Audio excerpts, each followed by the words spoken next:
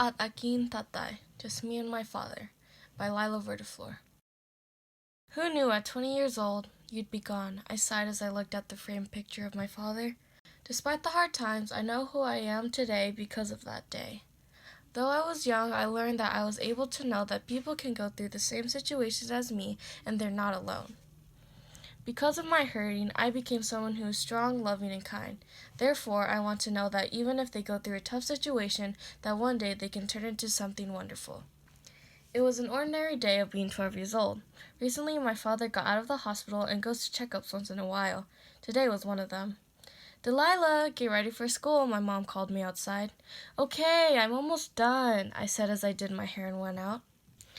During school, I did my work in my normal routine, but the atmosphere around me felt uneasy when my school's office called me. Relieved, I was joyed to see that I was going to get picked up early from school. Then when I saw my aunt was in the car, different than normally, I was a bit shocked. Why was she picking me up?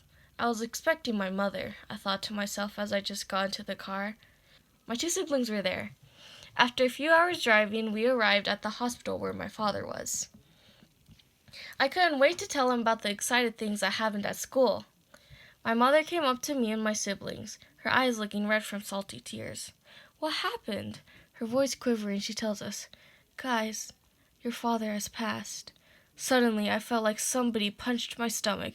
Water filled my eyes.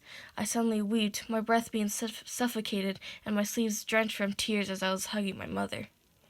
A few minutes later, I breathed in and out to calm myself down as I walked into his hospital room. "Dad." Now at 20 years old, I'm telling you my story in dedication to my father.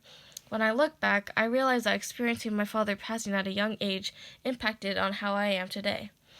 Even though I struggled, it helped me empathize with other people. And because of that day, I have become the strong, loving, and kind woman I am. Whether he is here physically or not, it will always be Ako at Aking Tatay.